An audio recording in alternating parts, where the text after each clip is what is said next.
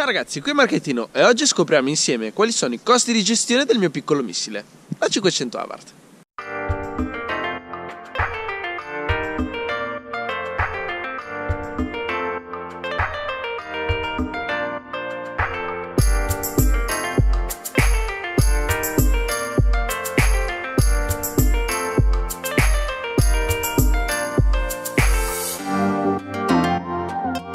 La 500 Abarth è la mia prima macchina.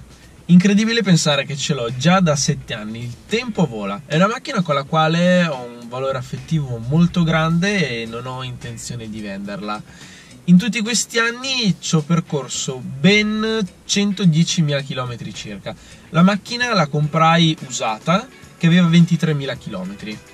E quindi sì, posso dire di conoscere questa piccola scatoletta veramente bene. E a grande richiesta, oggi scopriremo quali sono i suoi costi di gestione. Io direi, partiamo parlando dei consumi. La 500 Abarth ha un piccolo motore 1.400 turbo a 4 cilindri che è veramente in grado di regalare tante soddisfazioni. È una macchina che, se guidata con un piede leggero, può permettere consumi relativamente buoni. Se avete il piede pesante, ovviamente consuma. Viaggiando nei limiti in autostrada ho potuto constatare che i consumi medi si attestano verso i 10-11 km al litro. È un vero peccato che questo cambia solamente 5 marce, quindi quando siete a 130 km/h in autostrada il motore è ben a 3500 giri. In città ho potuto notare che la mia Abarth fa in media 8 km al litro. E invece se siete piuttosto sportiveggianti i consumi si alzano veramente tanto. Puoi arrivare a fare un minimo di 4 km al litro circa. Indovinate come mi piace guidare a me?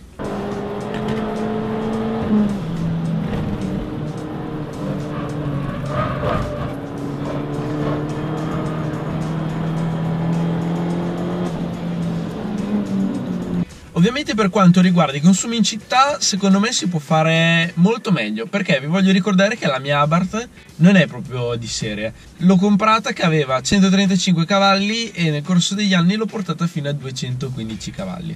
Differenza di potenza notevole e quindi secondo me anche i consumi. Però per quanto riguarda l'autostrada e il guidare a tavoletta, i consumi sono quelli. Secondo me un difetto di questa macchina è che l'autonomia è relativamente bassa, il che è dovuto anche dal fatto che il serbatoio della benzina è molto piccolo, tiene circa 36 litri. Quindi se macinate chilometri i pit stop dal benzinaio sono piuttosto frequenti. Passando alla seconda voce di spesa direi, parliamo dei pneumatici. La 500 Abarth, anche se è una macchina al telaio della Panda, rimane comunque una macchina sportiva e divertente da guidare. Secondo me su questo tipo di macchine bisogna comprare delle gomme buone. Secondo me andare a risparmio è un po' un peccato, anche perché è una macchina che con veramente poche modifiche può andare molto veloce.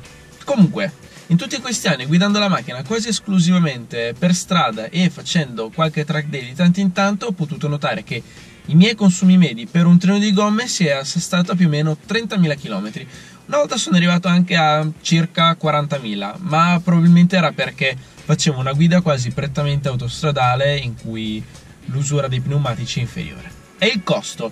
Io ho sui cerchi da 17 e controllando online il prezzo medio per ogni singolo pneumatico è di circa 100 euro. Direi che è una spesa abbastanza buona. Invece parliamo dei freni. E il discorso è sempre lo stesso, facendo un uso quasi strettamente stradale con qualche track day, il livello di usura si è assestato a circa 30.000 km per le pastiglie anteriori e i dischi interiori a circa 40.000 km. Il costo per un nuovo set di pastiglie anteriori si assesta a circa 100 euro, mentre per una coppia di dischi anteriore è circa 190 euro.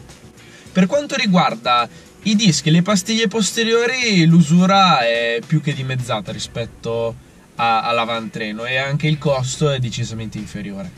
Io credo che in 110.000 km ho sostituito i dischi e le pastiglie posteriori solo una volta e vanno ancora benissimo. Considerate che comunque a me piace avere una guida piuttosto sportiveggiante, quindi io credo che il proprietario medio di Abarth ha un'usura molto inferiore di tutti questi componenti. Se c'è una cosa da non sottovalutare su questa macchina è la manutenzione, perché a me lascia molto perplesso il fatto che Abarth ti dica di fare i tagliandi ogni 30.000 km. Io onestamente li ho sempre fatti con cadenza di circa 10.000 km e devo dire che la manutenzione non è molto costosa su questa macchina. Ha un motore piccolo e andando in un'officina Abarth per fare un classico tagliando olio e filtro si va a spendere circa 180 euro. Io i primi tagliandi li ho sempre fatti in Abarth, poi ho iniziato a farli a casa con un amico e la spesa è stata molto inferiore, spendendo circa un terzo.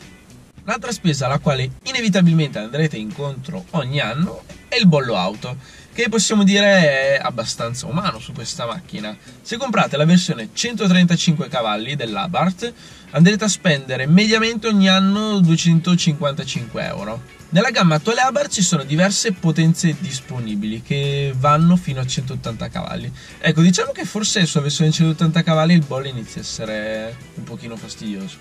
E ovviamente dopo il bollo parliamo di un'altra spesa da sostenere ogni anno, che è l'assicurazione. Per quanto riguarda me personalmente, io spendo circa 800 euro. Non è neanche una casco completa, io ho furto, atti vandalici e incendio. E questa è la spesa che devo sostenere tutti gli anni. Oggigiorno una 500 Abarth si può trovare usata anche 8.000 euro e, se devo essere onesto, per quel che costa è una macchina molto divertente e entusiasmante. Come ho già ribadito, spendendo veramente pochi soldi si può veramente far volare.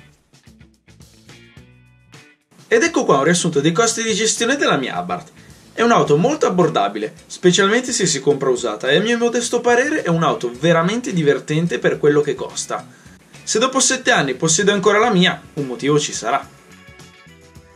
Ragazzi, spero di avervi reso le idee un po' più chiare con questo video. Mettete like se vi è piaciuto, iscrivetevi al canale se non l'avete ancora fatto e come sempre grazie per la visione. Ciao!